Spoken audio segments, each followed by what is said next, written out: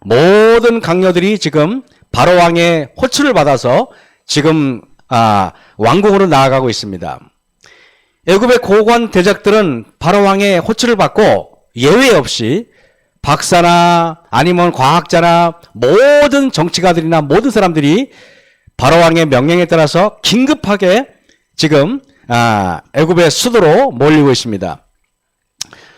그때 그들은 아무리 서로 논의하고 바로 왕의 꿈을 말했지만은 그 바로 왕의 꿈을 가지고 마땅하게 해석할 사람이 아무도 없었습니다. 왜 그렇습니까? 그것은 하나님께서 주신 꿈이기 때문에 사람의 능력으로 해결할 수 있는 문제가 아니었던 것입니다. 그때 2년 전에 바로 감옥에서 복직되었던 술 맡은 관원장이 바로 왕 앞에 일어나서 말합니다. 폐하, 제가 2년 전에 여타저타한 꿈을 꾸었는데 그 꿈을 정확하게 해석해 준 사람이 있습니다. 그 꿈을 해석해 준 사람은 바로 요셉이라는 사람입니다. 근데 그가 말한 대로 저는 복직이 되었고 떡 맡은 관원장은 죽임을 당했습니다. 이런 이야기를 했습니다. 그러니까 바로 왕이 그 얘기를 듣고 이에 창세기 41장 14절에 바로가 보내어 요셉을 부르매 그들이 급히 그를 옥에서 냅니다. 요셉이 곧 수염을 깎고 그 옷을 갈아입고 바로에게 들어옵니다. 여러분 생각해 보세요. 여기서 41장 14절에서 한번 이상한 문장이 있으면 여러분 한번 말씀해 보시겠습니까? 이걸 읽고 그냥 무조건 읽지 말고 여기서 뭔가 느낌이 와야 돼요. 여기서 이 문장이 어떤 문장이 좀 특이합니까? 여기서 어떤 문장을 여러분이 봐서 여기서 이게 뭐냐면은 우리가 성경을 읽을 때 인사이트라 그래요. 통찰력이라 그러죠. 여기서 뭔가 여러분에게 어떤 말씀의 핵심을 끄집어낼 줄 알아야 돼. 무슨 말인지 알겠습니까? 여기서 어떤 것이 여러분 좀 뭐랄까요? 좀 생각해 볼 여지가 있는 문장입니까? 혹시 말씀해 주실 분이 있습니까? 제가 설명할게요. 보세요. 애굽의 바로와 애굽의 국무위원들, 장관들, 행정자들, 각계각층의 전문가들이 전부 다 몇백 명이 모여 있습니다. 바로 왕은 굉장히 초급하게 앉아 있어요. 근데 감옥에 있는 요셉 보고 오라 그랬어요.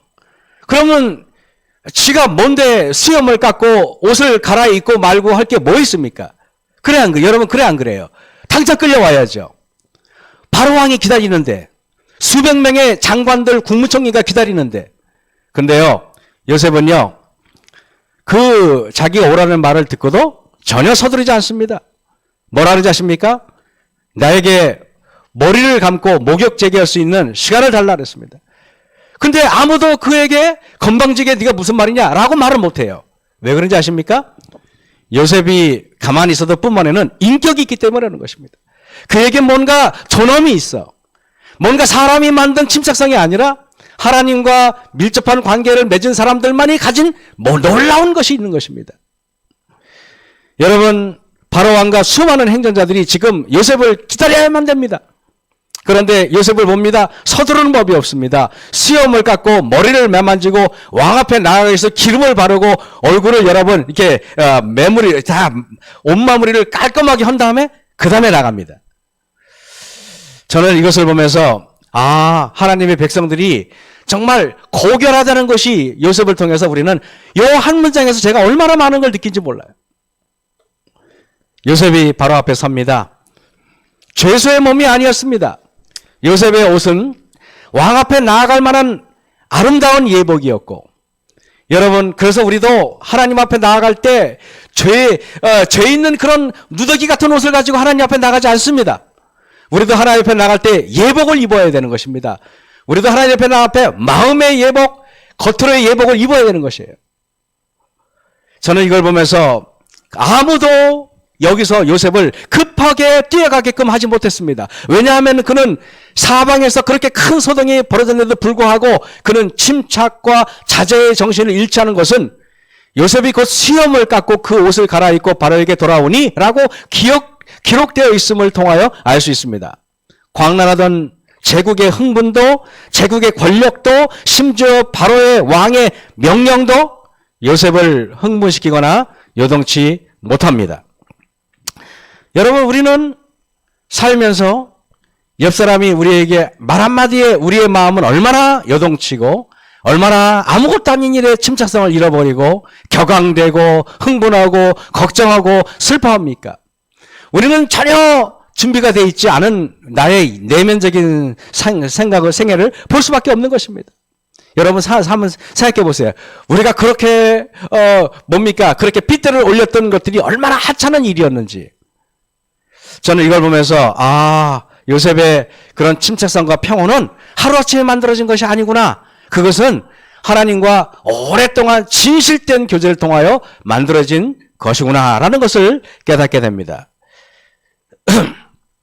창세기 41장 15절에서 16절, 바로가 요셉에게 이르되 내가 한 꿈을 꾸었으나 그것을 해석하는 자가 없더니 들은즉 너는 꿈을 들으면 능히 푼다더라.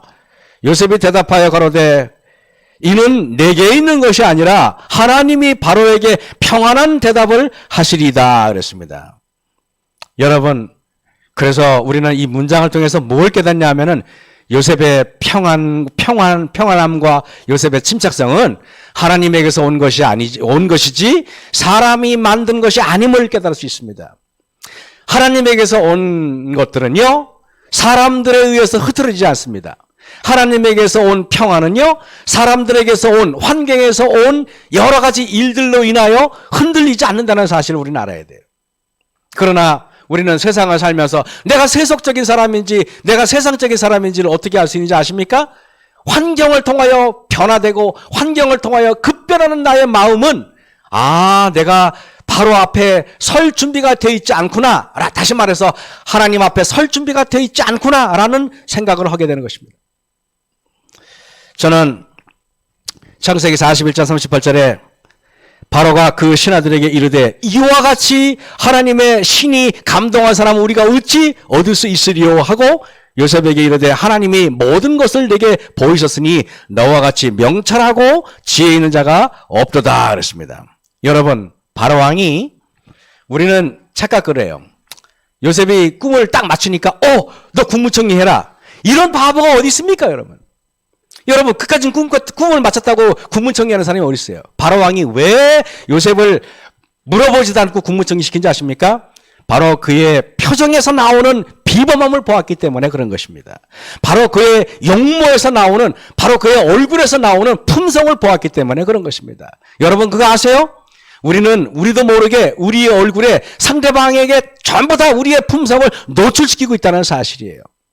저 사람이 아무것도 아닌 데서 금방 불평할 사람인지, 금방 불만을 가질 사람인지, 금방 화를 낼 사람인지 우리 얼굴에 다 나타나 있어요.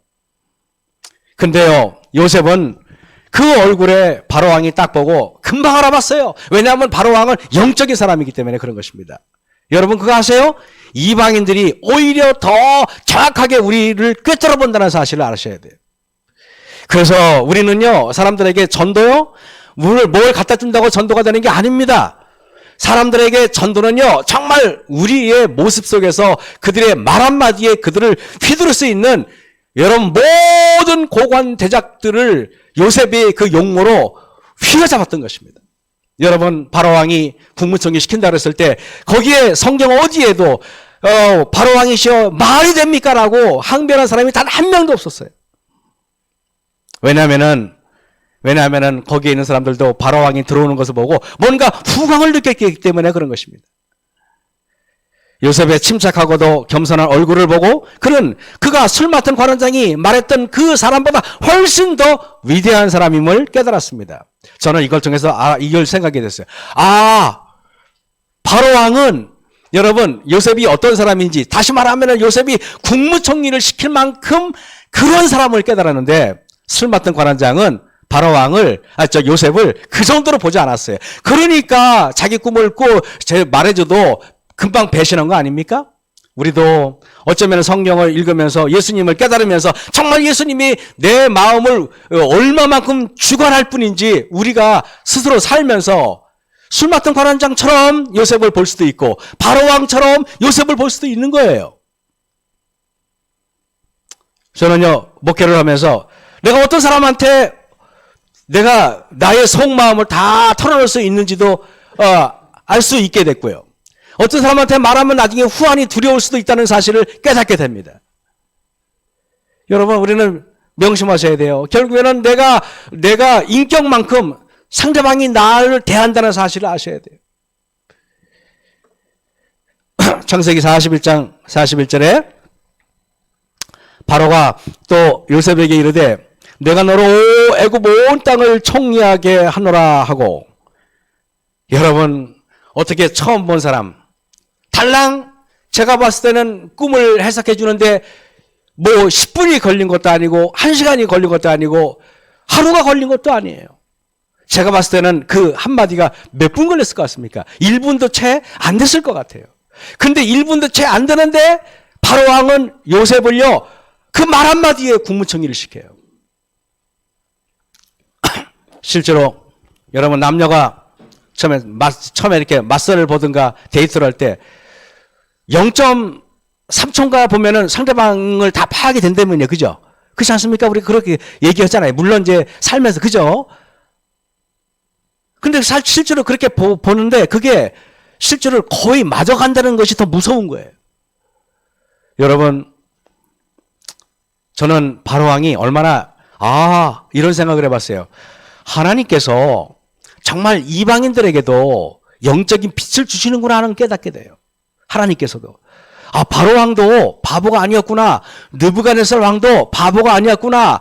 그리고 여러분 그 나만 장군도 바보가 아니었구나. 이방인들이 영적으로 깨닫는 게 오히려 이스라엘 사람보다 더 뛰어나잖아요.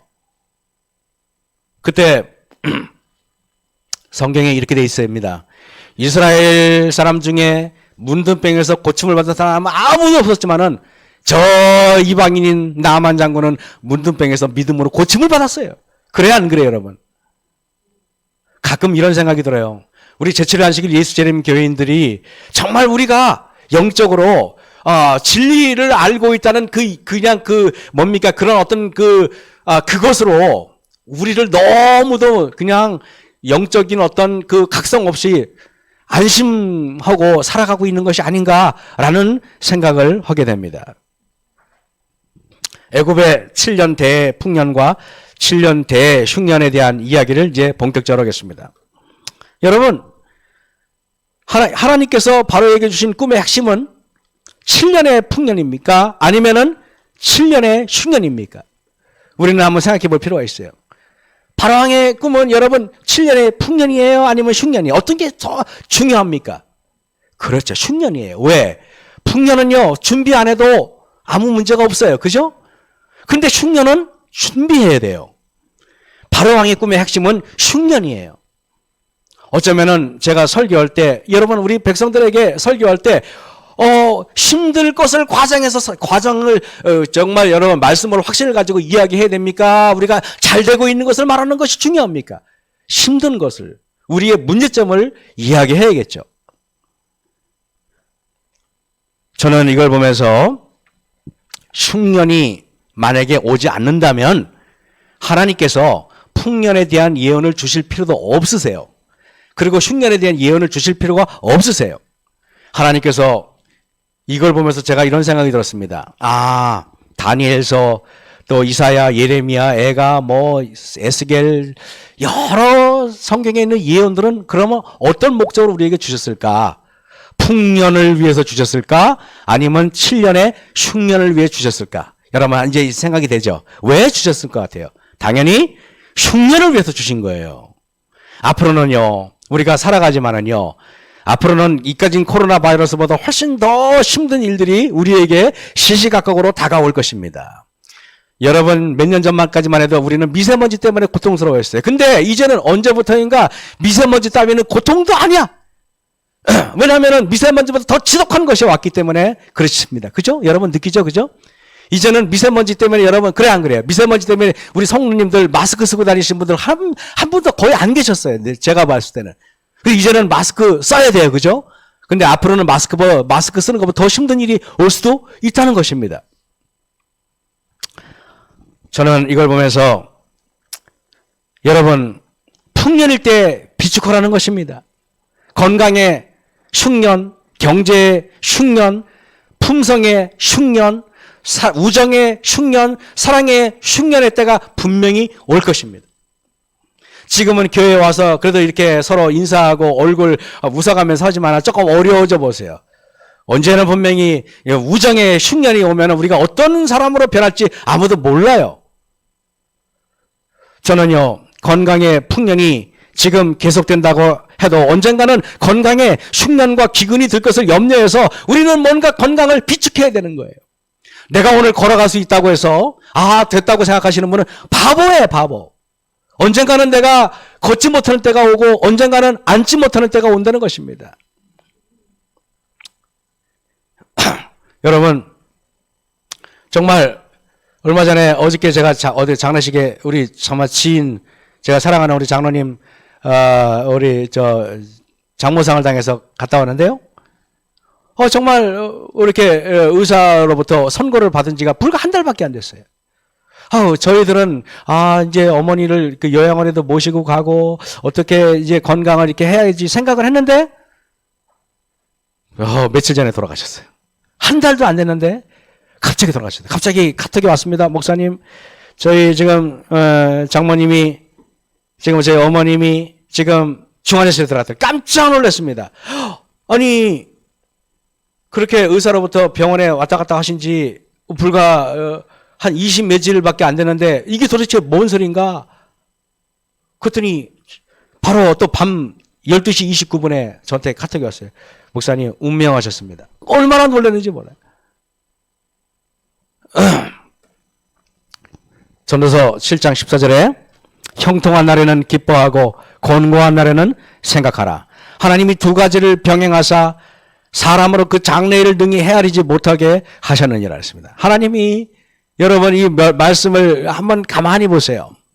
형통한 날에는 기뻐하고 곤고한 날에는 생각하라. 하나님이 두 가지를 병행하게 하사 그랬습니다. 다시 말하면은 우리가 하늘나라 갈 때까지는요, 기뻐하는 일도 곤고한 날도 동시에 왔다리 갔다리 한다는 것입니다. 이게 인생이에요. 저는요, 하나님은 인생의 형통한 날과 곤고한 날을 주셔서 하나님을 의지하고 하나님을 붙들고 살아가게 하십니다. 이 중요한 교훈을 잊어버리면은 풍년의 때에 흥청망청 살다가 흉년의 때에 굶어 죽게 됩니다. 그러므로 하나님의 백성은 미래를 준비하는 백성이 되어야 돼요. 미래를 준비하지 않으면 우리는 안 됩니다. 여러분, 이것이 어느 시장인지 아십니까? 제가 제가 방사시장을 자주 가잖아요. 그 방사시장 앞에 광장시장이라고 있어요. 청계천 옆에 있는 거. 가보신 분 있죠, 그죠? 이 광장시장에 가는데 제가 갈 때마다 여기서 뭐 좀 먹으려고, 출출해서 뭐 좀 먹으려고, 국수라도 한 그릇 먹으려고 하면은 이랬어요. 늘. 진짜로 이게 그냥 내가 떠밀려 가는지 내가 뭐 어쩌는지 모르게 이 정도로 갔습니다. 제가 갔는데 한번 거기에 뭐 이렇게 무슨 지금 뭐야 이렇게 뭐 이렇게 꽃감으로 뭐 이렇게 만든 그런 과자가 있어요. 거길 갔는데 여러분 지금 광장시장이 이렇게 됐어요. 여러분 하는데 아무도 없어가 제가 사 먹었어요. 그랬더니 그 뒤에 있는 옆에 있는 가게 아줌마가 저한테 그래요. 선생님, 예, 그랬더니 오늘 운 좋은지 아셔 그러더라고요. 왜요? 그랬더니 여기 옛날이 아니라 불과 코로나 터지기 전에는 번호표 끊어가지고 사 먹던데요. 근데 손님이랑 달랑 나밖에 없어요. 여러분, 여기 제가, 조금 아까 제가 말했던 데가 TV 서민갑부에 나왔던데요. 돈 많이 벌어가지고 서민갑부에 나와가지고 떵떵거리 그러는데 지금은 가게에서도 못 낼 정도로 그렇게 어려웠어요. 말이 됩니까, 여러분? 불과 1년 만에 이렇게 지금 완전히 달라진 세상을 우리가 살고 있어요. 그분들 어저께 돈을 엄청 벌었기 때문에 아마 그 돈 흥청망청 썼을 것 같아. 그죠? 그렇게 장사가 갑자기 안 되리라고 누가 상상을 했겠습니까? 나는 자연인이다. 남자들이 가장 좋아하는 프로예요. 남자들이 이 프로 엄청 좋아해요. 왜냐하면 인생에 짐을 내려놓을 수 있을 것 같아서 좋아해요. 너무 힘드니까 살기가. 하태영 선생님도 이거 좋아합니까? 아마 그럴 수도 있어요. 그죠? 산에 가서 드론이나 띄울까? 그런 생각을 할 수 있습니다. 산이나 무인도에 들어와 사시는 자연인들을 보면은 하나같이 여기에 오신 분들 이렇게 사연을 들어보면 하나같이 사연이 있는 분들만 들어와요. 제가 여기 보면은 어떤 여자분이 자연인 중에서 거의 제가 알기로는 95% 이상이 남성이지 여성들은 거의 없어요. 근데 한 제 또래 된 어떤 여자분이 자연인 하는 거예요. 제가 어떻게 여자분이 혼자 산속에서 사시나 전기도 안 들어오는 데서 어떻게 사시나 라고 들어봤더니 나중에 이 여자분이 이런 말 하더라고. 부산에서 살았대요. 살았는데 아들이 둘이 있었어요. 근데 남편은 일찍 병으로 죽고 자기가 아들을 데리고 사는데 이 아들이 자기에게는 남편이자 친구이자 아들이자 모든 거였어요. 근데 어느 날 이 큰아들 녀석이 엄마한테 쫄라가지고 오토바이를 사달라 그러더래요. 오토바이 하면 여러분들 불길하잖아요. 그죠? 그래서 안 된다 그랬대요. 그랬더니 계속 그런 말 있잖아요. 자식 이기는 부모 없다 그러잖아요. 계속 아들이 쫄으니까 엄마가 그 쪼름에 못 이겨서 오토바이 사는데 얘가 기분이 너무 좋은 거예요. 그래가지고 동생 보고 야 타!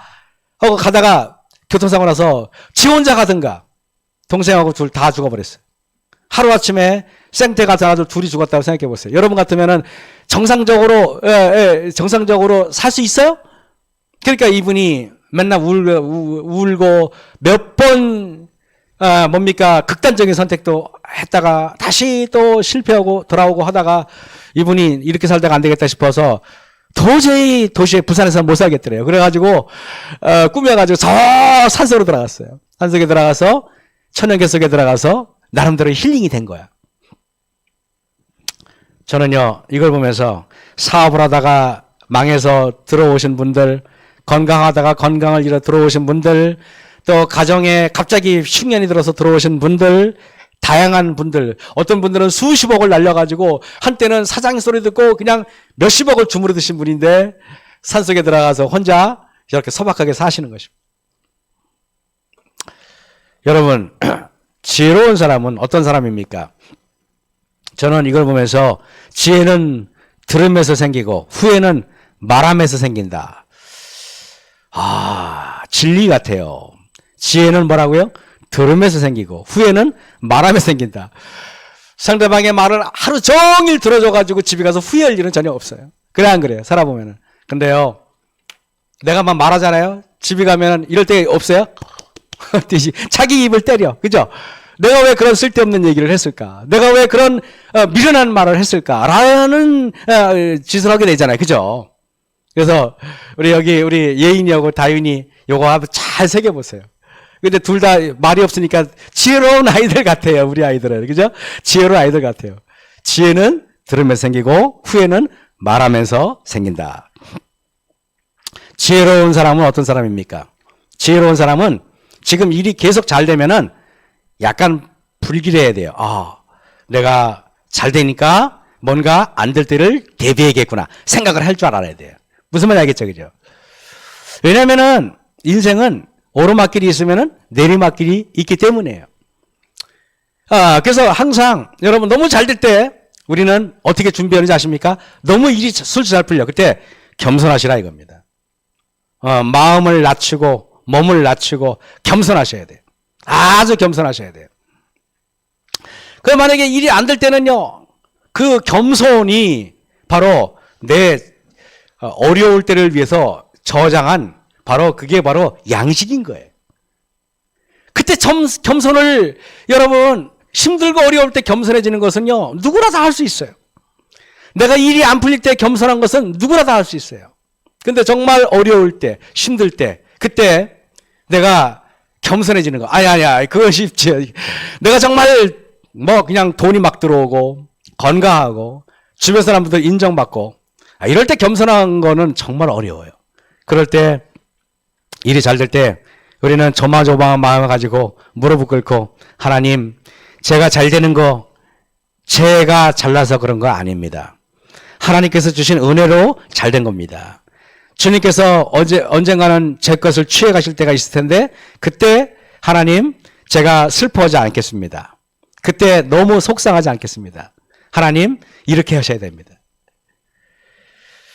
여러분 중에 지금 인생의 풍년을 지금 지니고 있습니까? 그러면은 흉년의 때를 준비하십시오. 흉년은 반드시 오게 돼 있어요. 지금 제가 이 동영상을 여러분에게 보여드리지 않아도 여러분들이 매스컴을 통해서 아니면 걸어가다가 보면은 조금 아까 그죠? 이런 상황을 여러분들이 다 아실 겁니다.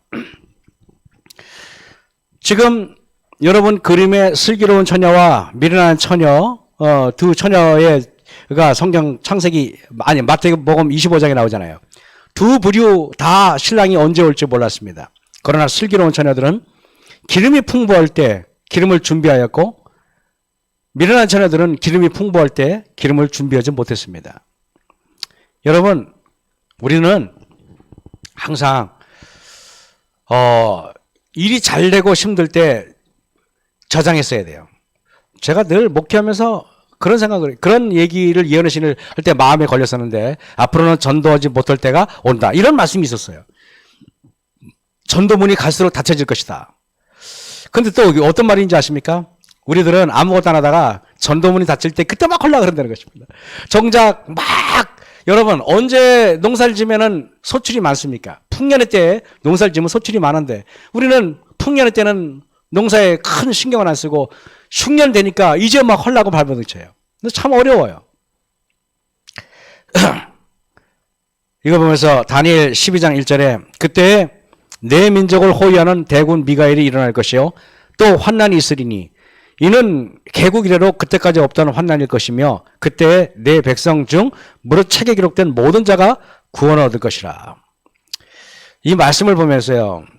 개국 이래로 나라가 세워지고 사람들이 모여서 어떤 단체를 만들고 나서 지금까지는 그런 일이 없었는데 앞으로는 정말 유사 이래로 가장 엄청난 환난이 닥쳐올 거라고 성경을 기록하고 있습니다.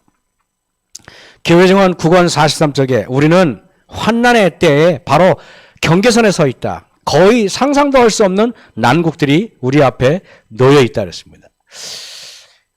이 말씀을 보면서 거의 상상도 할 수 없는 난국들. 지금 코로나는 난국 정도도 아니고 아무것도 아니에요. 그러나 거의 상상도 할 수 없는, 우리가 상상할 수도 없는 일들이 벌어진다는 것입니다. 여러분, 이래요. 계시록 6장에 보면은 12절, 14절, 내가 보니 여섯째 인을 떼실 때 큰 지진이 나며 해가 청담같이 검어지고 온 달이 피가 되고 하늘이 별들이 막 떨어지고 하늘이 종이치기 말리는 것 같이 떠나간다고 이야기합니다. 각 산과 섬이 제자리에서 막 옮기운다고 얘기합니다. 예수님의 재림이 이런 일이 되거든 예수님의 재림이 정말 가까운 것입니다. 어쩌면은 우리가 여지껏 신앙을 잘 하다가 지금부터 신앙을 그만두는 사람은 가장 어리석은 사람이에요. 여러분, 세상 사람들이 TV를 보고 매스컴을 보면은 온통 코로나 바이러스가 교회 때문에 그렇다고 이야기합니다. 실제로 그럴 수도 있고요. 모든 세상 사람들이 교회를 미워합니다. 어쩌면은 마태복음 25장, 24장에 나와 있잖아요. 모든 사람들이 하나님을 믿는 백성들을 미워할 거라고. 그것도 예언 중에 하나예요. 이럴 때 어리석어서 교회를 우습게 알고 여러분 교회 나가는 것을 우습게 알고 하나님의 말씀을 우습게 하는 사람들은 정말 큰일 날 거예요. 이럴 때 생각해 봐야 돼요. 왜 세상 사람들이 미워하나? 여러분들은 어떻게 말해야 되는지 아십니까? 하나님 주님의 때가 오실 때가 멀지 않았군요. 예언이 성취되는군요. 사람들이 미워하는 거 보니까 정말 교회가 맞군요. 모든 세상 사람들이 천주교를 미워하지 않고 모든 세상 사람들이 무당을 미워하지 않고 모든 세상 사람들이 여러분 다른 종교를 미워하지 않는 걸 보면은 하나님의 말씀이 진짜 참 진리라는 걸 저는 오히려 깨닫게 됩니다. 정말 하나님만이 참 진리라는 것을 더욱더 깨닫게 됩니다. 여러분 그렇죠? 저는요 이걸 보면서 성경을 보면서 이제 우리 예수님께서 이렇게 천만만의 천사 모든 천사와 함께 오실 겁니다. 저는 예수님께서 오실 때 정말 우리 여기 앉아 계신 또 우리 온라인을 통해서 예배를 드리신 우리 모든 성도님들이 이렇게 기쁘게 예수님을 맞이했으면 좋겠어요. 창세기 41장 46절에서 47절에 보면은 요셉이 애굽왕 바로 앞에 설 때 30세라. 그가 바로 앞을 떠나 애굽 온 땅을 순찰하니 7해 풍년에 토지 소출이 심히 많은지라 그랬습니다. 저는 여러분 이걸 보면서 이래요. 대지야구라는 말이 있어요. 대지야구. 노자가 한 말은 큰 대자, 지혜지자, 그 다음에 같을 약자, 어리석을 우라는 뜻이에요. 대지야구. 굉장히 중요한 말입니다. 대지야구가 뭔 뜻일까? 큰 지혜는 어리석은 것처럼 보인다라는 뜻이 대지야구예요. 조금 지혜로운 사람은요, 자기의 지혜를 나타내기 위해 최대한 노력을 기울입니다. 조금 지혜로운 사람에게 당신은 어리석다고 말하면은 노발대발합니다. 그래서 우리가 예를 들면은요, 머리가 나쁘고 뭡니까 공부를 못하는 학생에게 너 왜 공부를 못하냐? 그러면 굉장히 분노하지만요, 전교에서 1등하는 학생한테 너 왜 공부를 못하냐? 그러면 웃어 넘깁니다. 여러분 그래 안 그래요? 저같이 키 크고 잘생긴 사람한테 너 왜 키가 작냐? 그러면 저는 그냥 웃어 넘겨요. 그죠?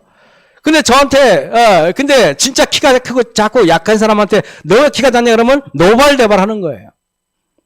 사람이요, 당신 품성이 왜 그 모양이야? 그때 노발대발하는 사람은 품성이 진짜 아무것도 없기 때문에 노발대발하는 거예요. 그러나 갖춘 사람들은요, 당신 왜 그 모양이야? 그러면은 그냥 웃어 넘깁니다. 그게 대지야구예요. 대지야구. 저는요, 이걸 보면서 내가 어떤 사람인지, 사람들이 나한테 어떻게 말하느냐에 따라서 내가 반응하는 걸 보면 그 사람이 어떤 사람인 게 드러나는 거예요. 대지야구. 하나님의 종들은요, 약삭 빠르지 않고 어리석어 보입니다. 근데 사실은 이게 진짜 지혜로운 사람이에요. 머리에 별로 들은 거 없고 지혜가 부족한 사람들이 보면은 남들 앞에 똑똑한 척을 하려고 그래요. 진짜 갇혀있는 것처럼 보이려고 그래요. 여러분, 아무것도 없다가 쫄부들이 돈 있는 척을 하지. 그죠? 저같이 금덩어리 싸놓고 사람은 돈 있는 척을 안 하잖아요. 여러분, 하나님의 말씀인 성경은 지혜의 책이고 성경에 기록된 하나님의 사람들은 지혜로운 사람들입니다. 성경은 이 세상에 다시 없는 지혜의 책이고 하나님의 사람들은 그 누구보다 지혜롭게 살아왔습니다. 그러나 성경에는 어리석게 보이는 수많은 교훈들이 있고 하나님의 사람들의 인생을 살펴보면 어리석기가 한없어 보이는 경우가 있어요. 왜 사도 바울은 로마 시민권을 가졌는데 왜 두들겨 맞아? 옛날에요, 로마 시민권 가진 사람 함부로 두들겨 패잖아요. 바로 검찰에 끌려가가지고 바로 그냥 체포됩니다. 근데 사도 바울은 한 번도 내가 로마 시민권을 가졌다 이런 말을 한 적이 없어요. 그죠? 별로 관심이 없어요. 맞으면 때리면 맞고 무시하면 무시당하고. 초한지에 나오는 한신을 이야기할게요. 유방을 도와서 초패왕 항우를 물리치고 중국의 패권을 차지한 사람이 바로 한신이에요. 이 한신 대장군인데 이가 아주 별 볼 일 없는 가문에서 태어납니다. 그러나 그는 늘 책을 보고 혼자 무술을 연마하면서 그리고 늘 병법서를 보면서 혼자 웅대한 꿈을 꿉니다. 그런데 한 번은 이렇게 이 사람이 어떻게 했냐면 남의 집에 가서 밥을 빌어 먹어요. 여러분, 밥을 빌어 먹지 않아도 되는데 일부러 밥 얻어먹는 거, 그 동냥질하는 것도 자기 수련의 하나의 결과예요. 그래가지고 밥을 얻어먹습니다. 그랬더니 동네 양아치들 있잖아요. 동네 뭐라 그러죠? 동네 깡패들이라 그러나요? 양아치들이 있는데 한신 일로 와! 그러더래요. 그러니 이 자식 하면서 막 때리는 것입니다. 맞아요. 그랬더니 그 사람들이 말하기, 야, 너 내가 이 가랭이 밑으로 기어가면은 내가 너 밥을 줄게. 한번 할래? 그랬더니 한신이 어떻게 아십니까? 사람들 앞에서 정말 건달 그 밑을 가랭이를 엉금엉금 기어갑니다. 여러분, 한신이 마음만 먹으면 그까진 건달들 한 20명인들 상대 못하겠습니까? 100명이 상대 못하겠습니까? 나중에 중국 최고의 장군이 되는 사람인데. 그러나 그는 그렇게 했어요. 나중에 한신이 대장군이 됐을 때 자기 동네, 자기 고향으로 갑니다. 딱 갑니다. 그랬더니 자기를 못 살게 굴었던 건달들이 다 옵니다. 와가지고 한신 앞에 무릎을 꿇고 머리를 숙이고 살려달라고 애원합니다. 한신이 마음만 먹으면 다 도륙하는 건 아무것도 아니잖아요. 100만 대군을 거느리는 사람인데 한신이 껄껄껄 웃으면서 이야기를 합니다. 다 내가 수련하는 과정이었네. 여러분 아시겠습니까? 사람들이 여러분을 무시해도, 사람들이 여러분을 우습게 봐도 우스움을 당하세요. 무시를 당하세요. 여러분, 사람들이 여러분을 깔봐도 깔봄을 당하세요. 그 깔본다고 해서 그냥 발발이 뛰지 마세요. 그러면 사람들의 증명하는 것입니다. 아이고, 나는요, 보잘것없는 사람이에요. 그렇게, 여러분이 만약에 그거를, 진리를 깨닫는다면 대단한 사람이 될 거예요. 창세기 41장 46절 47절 보면은 요셉이 애굽왕 바로 앞에 설 때 나이 겨우 30입니다. 애굽 온 땅을 순찰하니 7해 풍년의 토지 소출이 심히 많은지라. 이 문장을 통해서 여러분들이 그냥 읽으면은 성경에 아무것도 못 느껴요. 여기서 또 어떤 걸 이상한 걸 느낄 줄 알아야 돼요. 무슨 말이겠습니까? 성경을 읽을 때 뭔가 창의적인 뭔가 인사이트를 끄집어낼 줄 알아야 돼요. 여기에 오늘 본문에 또 한 사람이 어리석게 보이는 지혜를 가진 사람의 이야기가 기록되어 있습니다. 요셉이 애굽왕 바로 앞에 설 때 30세입니다. 그때 바로 왕이 요셉에게 뭐라고 말하는지 아십니까? 요셉아, 이제부터 너는 국무총리인데 그냥 국무총리가 아니라 나는 그냥 이름만 왕이지 네가 왕처럼 다 해라. 그거 아니에요? 그래 안 그래요? 우리나라 국무총리 하면 수명이 겨우 길어야 2, 3년이잖아요. 그죠? 맞아요 안 맞아요? 근데요, 바로 요셉은요, 7년 풍년 때도 국무총리, 7년 흉년 때도 국무총리. 국무총리 몇 년이에요? 최소한도 14년을 하잖아요. 14년을. 그것도 끝나요? 그걸로? 모든 애굽의 실권을 가지고 있는 사람이에요. 저는 이런 국무총리 아니면 안 해. 그러니까 국무총리 하나도 안 하잖아요. 지금. 그런데요, 요셉이 그런 실권을 가지고 있어요. 심지어는 나라의 곳간의 열쇠, 나라의 인장 있잖아요. 이거 어인도 다 줬단 말이에요. 쉽게 말하면. 네가 다 결제하라 이거예요. 쉽게 말하면은. 저 같으면은요, 나를 팔아먹은 그거 애굽에서 멀지 않아요. 마차들 동원해가지고요, 쫙 해가지고 한 100대 정도 마련해가지고요, 호위군사 한 10만 명 데리고 가가지고 고향에 가서 형들 앞에 딱 나타나고 싶어요. 그래 안 그래요? 그리고 아버지한테요, 났잖아요. 잘 됐다, 나 성공했다, 뻐기고 싶단 말이에요. 시골에서 여러분 그 흔한 서울대학교 들어가도 그냥 현수막 붙잖아요, 그죠? 우리는 그냥 바빠서 안 들어가는데 현수막 그 서울대학교까지 아무것도 아닌데 서울대학교 가다 현수막 붙는데 그까지 서울대가 가봤자 잘못하면 실업자 되는데 그래 안 그래요?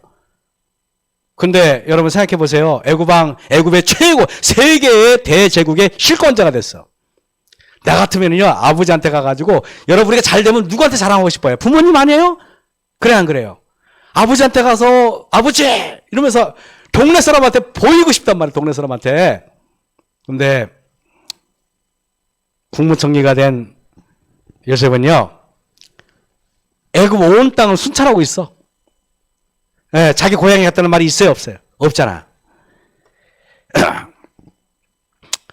하나님의 일하실 때를 기다리는 것은 언뜻 보기에 어리석어 보이는 지혜예요.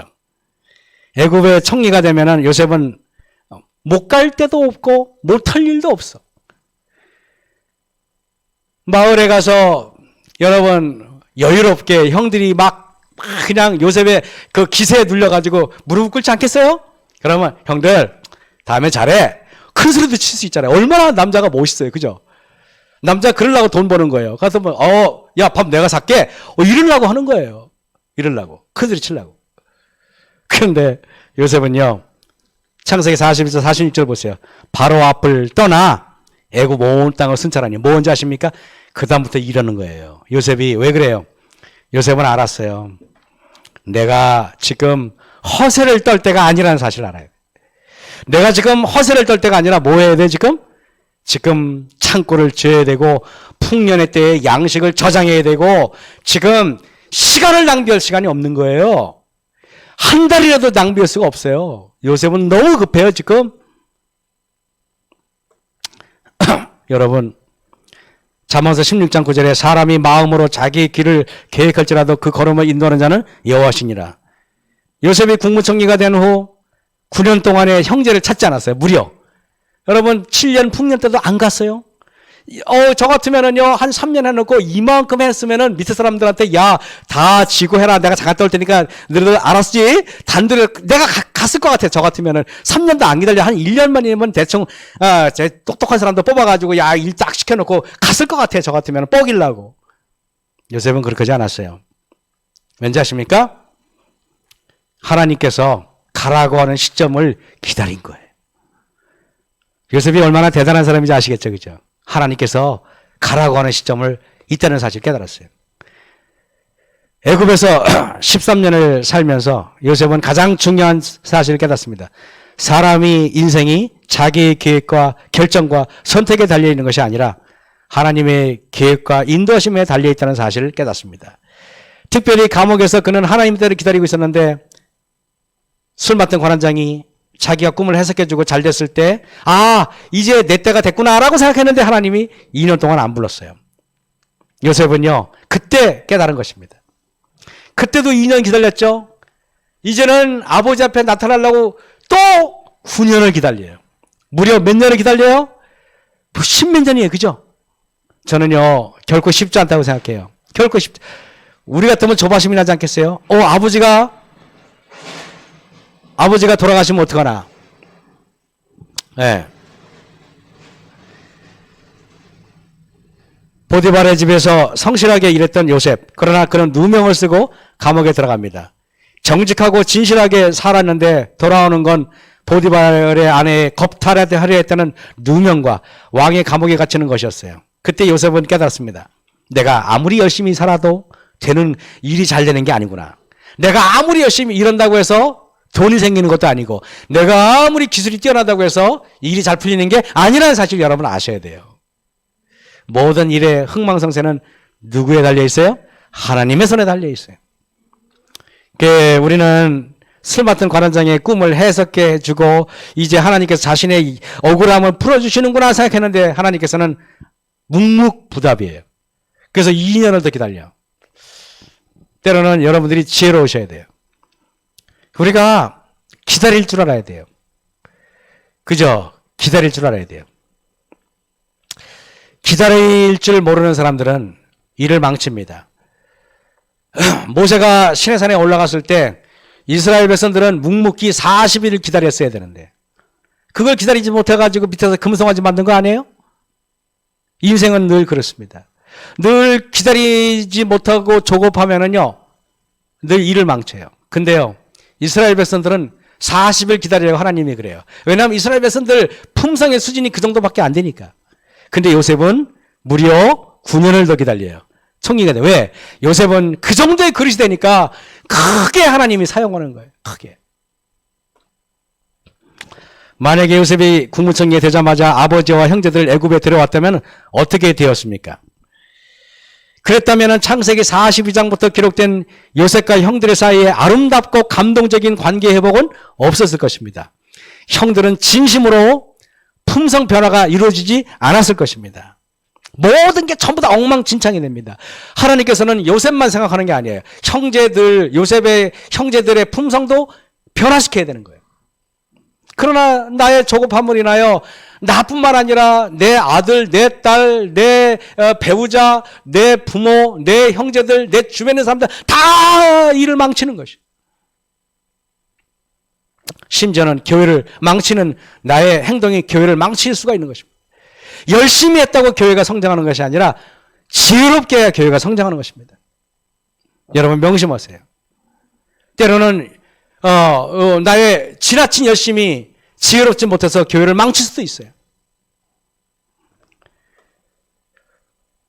내 생각, 내 판단, 내 방법을 고집하지 말고 하나님께서 일하실 때를 기다리면서 하나님께 기회를 드리는 것이 하나님의 자녀가 되는 것입니다. 세상에 보기에 그것은 어리석어 보여요. 세상은 인생의 주인이 자기가 되어야지 왜 신에게 자신의 주인의 자리를 내주냐고 말합니다. 그러나 정말 지혜로운 사람은 자기보다 더 지혜로운 사람에게 조언을 구하는 사람인데 하나님의 백성들은 우리보다 훨씬 지혜롭고 우리보다 훨씬 더 능력이 많으신 당연한 우리 하나님께 지혜를 구해야 되는 것입니다. 여러분, 제가 마석에 있을 때는 자전거를 꽤 많이 탔어요. 그때가 자전거가 망가져가지고 그때부터 취미를 잃어버려서 그만뒀어요. 근데 자전거를 탈 때, 여기 마석에서 이렇게 해서 가평점에 가다 보면 가평에서부터 내리막길이 있어요. 터널 지나자마자 내리막길이에요. 거의 뭐 이렇게 내리막길인데, 그때는 낑낑거리고 올라갔다가 내리막길에 신나게 갑니다. 그냥 있는 대로 밟아요. 그러면 이렇게 휴대폰 어플에 자전거 이렇게 속도계가 있어요. 속도가 있는데, 그러면은 무지하게 빨라요. 이렇게 빨리 가다가는 만약에 잘못되면은 그냥 죽겠구나 하는 생각일 정도로 빨라요. 근데 속도계를 보면 몇 킬로인지 아십니까? 달려보신 분은 알겠지만. 속도, 이 정도 달리면 정말 뒤집히면 큰일 나겠다 이런 생각이 들어요. 근데 겨우 40km, 50km밖에 안 돼요. 내가 놀랬어요. 근데 여러분 자동차 운전해 보세요. 40km, 50km 가려면은 뭐 기어가는 것 같아요? 안 기어가는 것 같아요? 기어가는 것 같죠? 여러분, 이게 뭘 말합니까? 그런데 여러분, 그것뿐만 아니에요. 비행기. 우리가 비행기를 딱 타잖아요. 타면 어떤 느낌이 들어요? 기어가는 것 같아. 그죠? 그냥 이렇게 가는 것 같아, 이렇게. 자전거 타고 가는 게 훨씬 빠른 것 같아요. 아유, 이놈은 비행기 너무 느려가지고 내가 차라리 자전거 타고 미국 가는 게 빠르다. 이런 생각이 들 때가 있어요. 그죠? 자전거 탈 때는 느낌이 어때요? 엄청 빠르잖아요. 엄청 쏜살 같아요. 그죠? 근데 비행기는 너무 느려 터져가지고 도대체 얼마인가 하면 비행기 좌석 앞에 있잖아요. 계기판 있잖아요. 속도계. 보통 운항기 평균 속도가 시속 880에서 920km예요. 1000km 이상 갈 수 있는데 기름을 많이 들어가지고 이 정도 간다는 것입니다. 그래서 우리는요, 정말 철량되는 사람들이 보면은 내가 대단한 것처럼 보여요. 자전거입니다. 자전거. 자전거니까 빨라 보이는 거야, 내가. 대단해 보이는 거야. 그런데요, 우리는요, 비행기. 근데요, 이 비행기가 시속 800km 가는데요. 근데 가만히 보세요. 느린 것 같은데 자고 일어나면 미국에 가 있잖아요. 그죠? 여러분이 자전거 타고 부지런히 가셔도 몇 달이 걸려요. 근데 여러분 하나님께서는요, 그까지 비행기는 시속 880km, 880인데 지금 여러분이 지금 앉아있는 이 지구는 우리 하나님이 돌리세요. 지금 그죠? 우리 하나님이 돌리시는데 지금 이게 시속 몇 킬로 가는지 알아요? 최소한 모르겠어요. 모르는데 하여튼 최소한 10만 킬로 넘어요. 그죠? 10만 킬로 넘는데 정확히 제가 설교 중에 제가 정확한 걸 알아보지 않았는데 뭐 어떤 사람은 30만 킬로라는 사람도 있고 같은 빠른 거는 진짜 빨라요. 왜냐하면 계산해 보면 돼요. 태양의 주위를 지구가 돌잖아요. 1년에 365일을 한 바퀴 돌잖아요. 그걸 계산해 보면 나오는데 이게 한 거의 몇십만 킬로로 가야만 그 속도가 나온대요. 이걸 보면서 여러분, 우리는 생각이 듭니다. 애굽 땅에 7배 풍년이 그치고 요셉의 말과 같이 7배 흉년이 들기 시작하며 각국에는 기근이 있으나 애굽 온 땅에는 식물이 있더니 애굽 온 땅이 주림에 백성이 바로에게 부르짖어 양식을 구하는지라 그랬습니다. 요셉의 말과 같이 흉년이 들기 시작합니다. 이 말씀은 요셉의 말과 같이 흉년이 들었다는 말은 자연현상이 아니라 하나님께서 주관하시는 현상인 것입니다.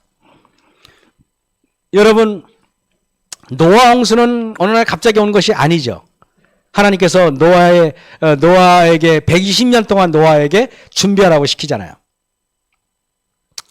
저는 이것을 보면서 항상 하나님의 역사는 언제 일어나는가?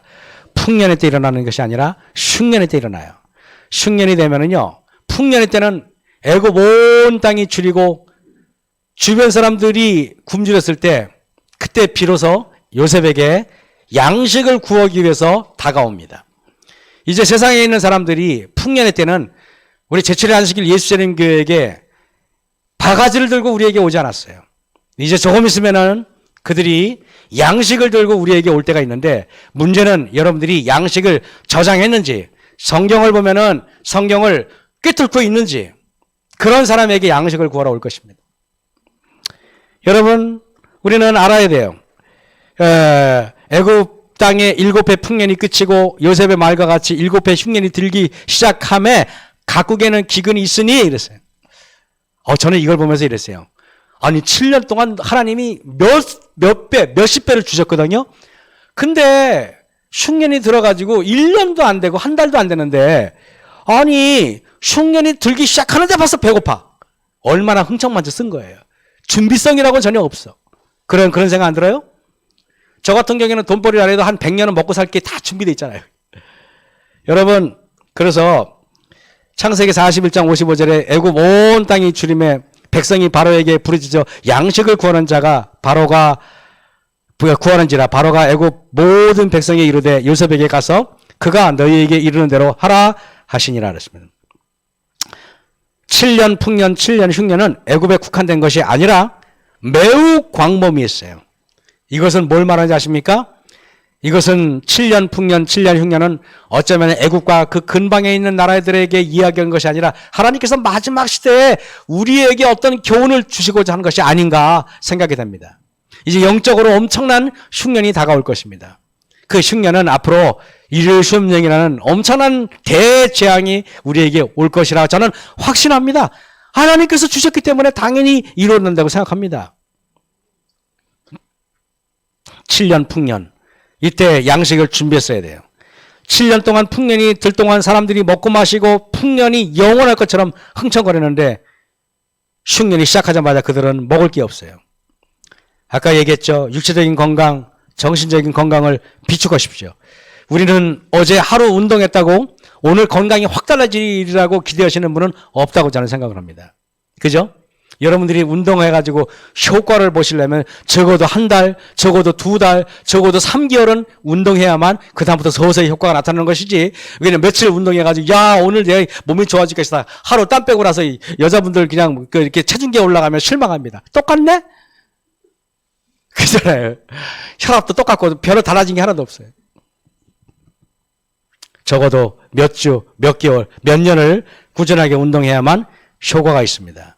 마찬가지로 품성의 건강도 오늘 내가 가지고 오늘 착한 마음을 먹어야지 결심했다고 해서 갑자기 내일 착해지는 사람은 아무도 없어요. 풍년은 여러분 육체적인 건강도 이렇게 시간이 걸리거늘 영적인 건강을 우리가 하루아침에 이룬다고 생각하는 것은 TV에서 마귀가 만든 TV에서 가르쳐주는 교훈입니다. 여러분 드라마 보세요. 매일 나쁘다가 어느 날 갑자기 끝날 때 되면 갑자기 다 착한 사람을 변해버려요. 이게 마귀가 주는 착각이에요. 그런 사람 없어요. 애굽이라는 나라는 성경 역사에 항상 부정적입니다. 애굽은 늘 하나님의 백성들을 짓밟았고 하나님의 약속의 땅을 침략했어요. 그래서 애굽은 늘 사단의 땅처럼 여겨졌어요. 하지만 딱 한 번 애굽이 여러분 사람들로부터 나눠줄 지경이 됐어요. 저는 그런 생각이 들었어요. 애굽이 왜 그렇게 됐을까? 매일 애굽은 무신론의 나라요. 하나님을 부정하는 나라요. 나와야 되는 나라인데. 근데요. 이때만큼은 애굽이 세상에 여러 등대였고 애굽이 세상에 양식 창고였어요. 왜 그랬을까? 그것은 딱 한 사람 요셉 때문에 그렇게 된 거예요. 어쩌면은 여러분 옥천교회가 우리가 살아가는 옥천교회가 지금은 사람들로부터 별로 주목을 받지 못하는 교회예요. 교회 수도 얼마 없어요. 교회 외관도 뭐 그렇게 화려한 교회는 아니에요. 그렇다고 뭐 금능교회보다 좀 약간 부족하잖아요. 그러나 이 교회에 여러분 이 교회가 사람들이 이 교회로 메어 터지게 될 수 있어요.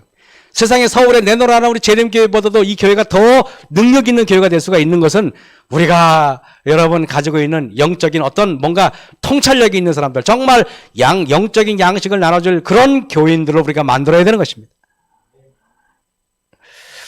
때 야곱이 애굽에 곡식이 있음을 보고 아들들에게 이르되 너희는 어찌하여 서로 관망만 하느냐. 야곱이 또 이르되 내가 들은즉 저 애굽에 곡식이 있다 하니 너희는 그리로 가서 우리를 위하여 사오라. 아버지가 노발대발했어요.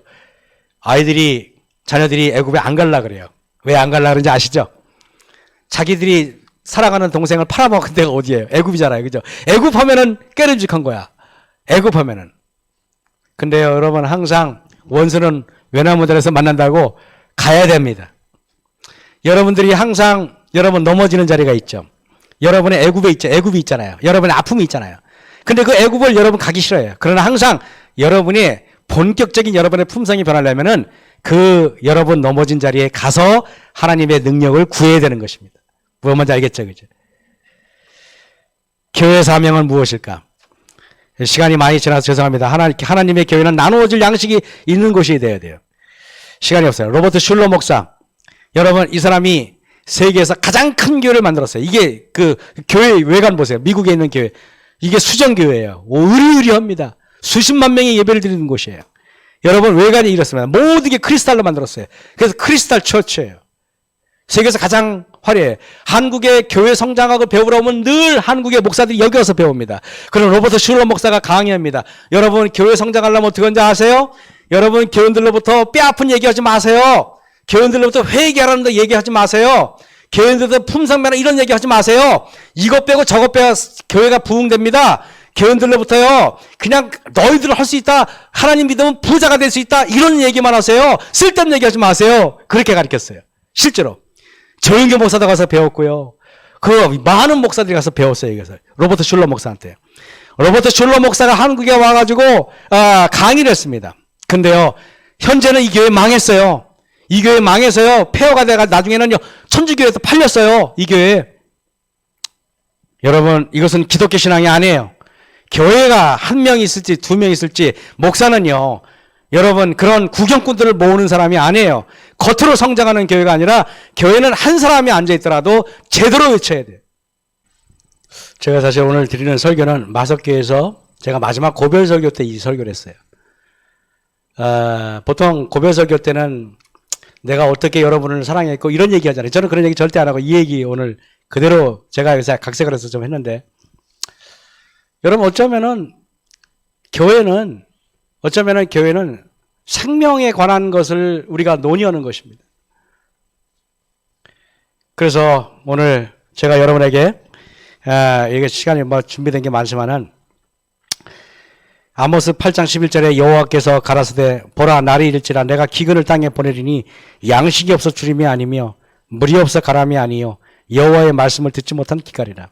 사람이 이 바다에서 저 바다까지 북에서 동까지 비틀거리며 여호와의 말씀을 구하려고 달려왕래해도 얻지 못하리니 그랬습니다.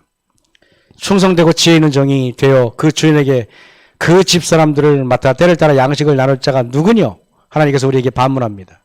아무쪼록 우리 옥천교회 정말 성도님들 요것만 제가 말할게요. 여러분 우리가 배고플 때 있잖아요. 정말 이틀을 굶었어요. 초콜릿 너무 맛있잖아요. 사탕 너무 맛있잖아요. 그 여러분 3일 굶을 때 여러분 초콜릿을 먹고 싶어요?